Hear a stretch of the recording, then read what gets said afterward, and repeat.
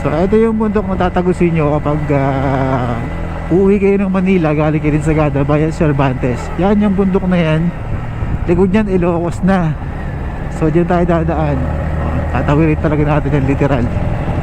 Sa gitna tayo ng bundok dadaan.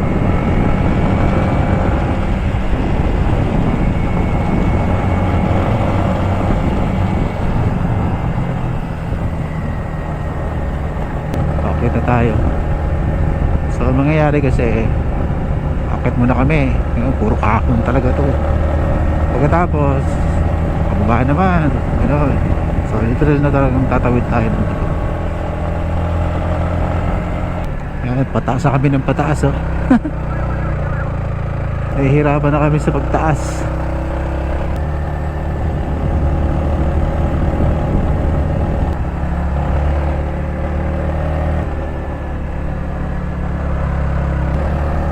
May mga bahay pa rin dun eh, no? Ayun oh, sa bundok na yun.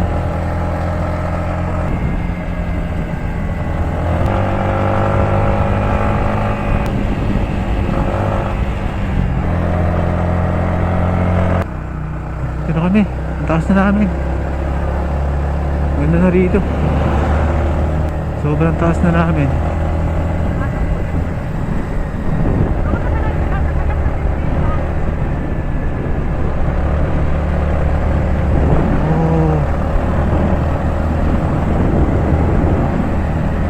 Oh, kita mo yung bundok nila oh. Nakita mo yung bundok na yun, parang ito ang teka yung itsura ng bundok nila na gusto kong tingnan.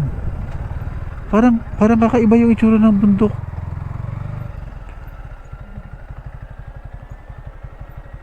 Nakita mo yung puno. Pansin mo yung mga puno nila dito.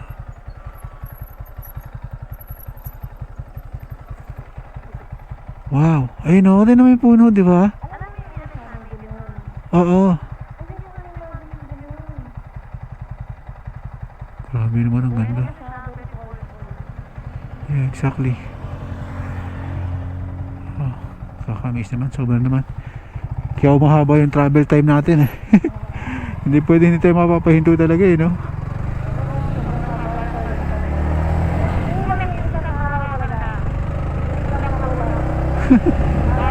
Sobrang ganda. Sobrang ganda.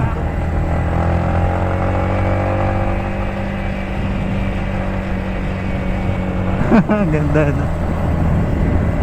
Virgin na virgin yung mga gubat ng bundok nila rito.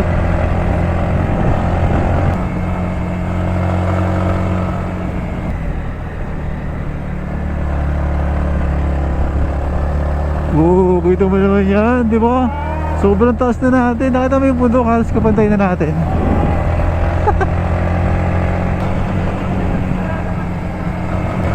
Yan lang yung tinuturo natin kanina sa baba, di ba?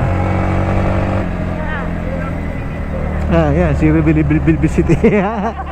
Zero Bilibilicity.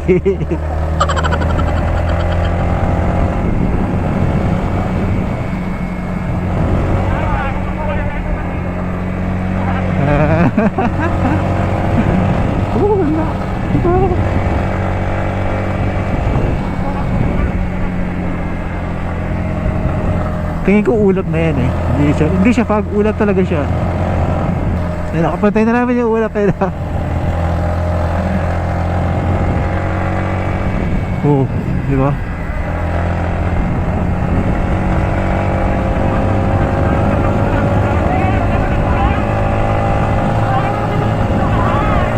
Yan.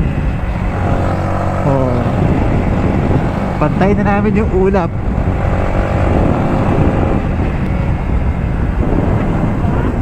Ang ganda naman dun. Ano yun?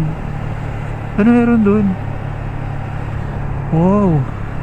Ah, yun, puro ulap na. Wala na kami makita ano sa baba. Oh. Ito kapatid na namin talaga. Ulap talaga to, ulap. Hindi siya fog. Ulap talaga. Literal. Yan o. Oo. Ito kami sa ulap.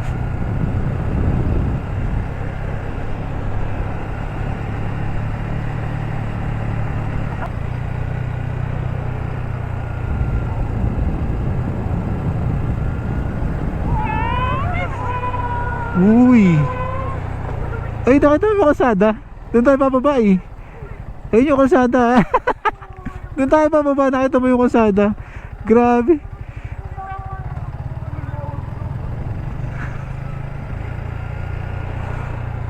Ooh. Grabe. Ang ganda. Ayun. Doon tayo bababa. Ayun, nakikita mo ba yung kalsada na yan? Oh. Grabe. Doon kami bababa oh. Ganda. Amazing place.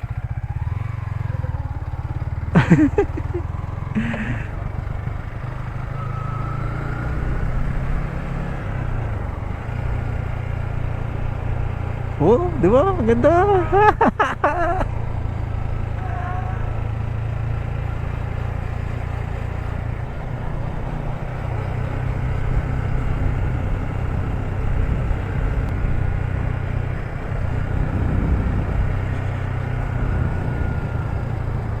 Ano? Grabe talaga dito. Ang ganda talaga dito, guys. Cervantes.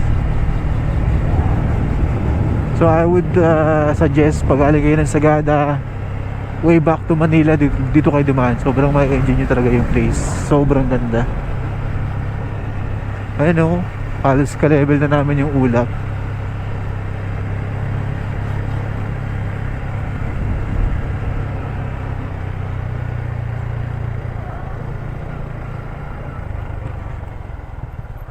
Dito, imagine naman, ano? Ano ka nasisira, ulo? Ano? Wow!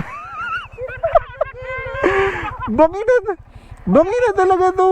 Hindi, gusto kong makita yung view. Ang ganda ng view dito. Pero, grabe, bangina to talaga. Magiging kwento ko talaga dito pag... Grabe.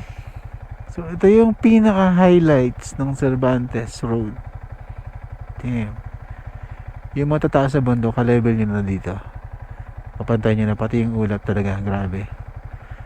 Yun o, dun kami nadaan. Tara, let's go. Oh, grabe, gabi talagang bangin na talaga itong nasa side namin. Nakita nyo yung bangin na yun. Ang lalim nun. So dito pag may na-aksidente, napaka-imposibleng ma-recover talaga. Oh, dun kami nadaan.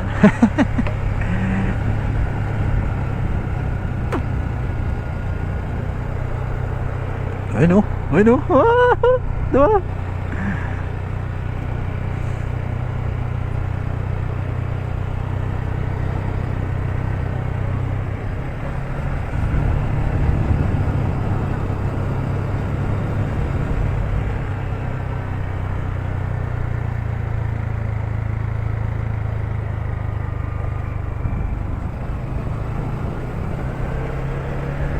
Nakita nyo, doon kami galing sa taas na yun, oh, doon. Ayun, oh. So, ganun kasolid yung Cervantes Road, guys. Napakaganda rito.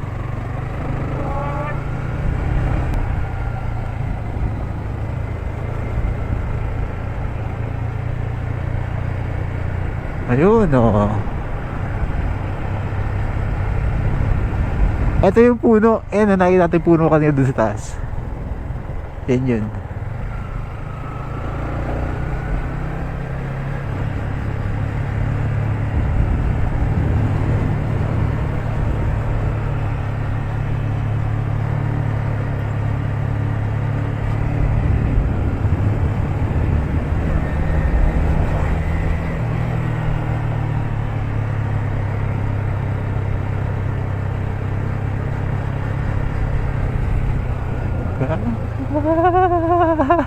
Ganda. Sobrang ganda.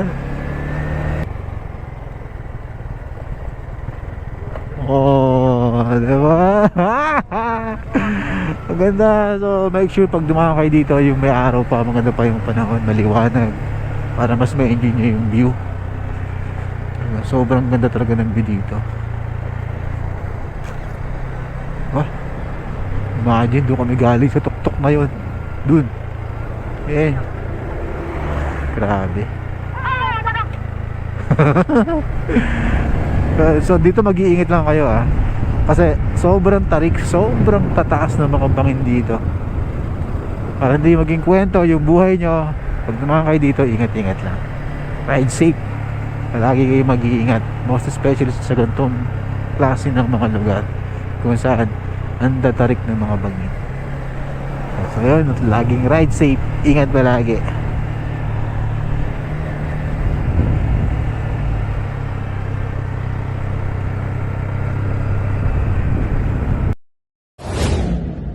Di pinapansin, ingay sa tabi, magulong kapaligiran, sa'yo lang ang tingin. Di pinapansin, ika'y paiikutin ng dahan-dahan lang, sa gitna man ng daan. Sa bawat sandaling ikaw ay pinagmamasdan, may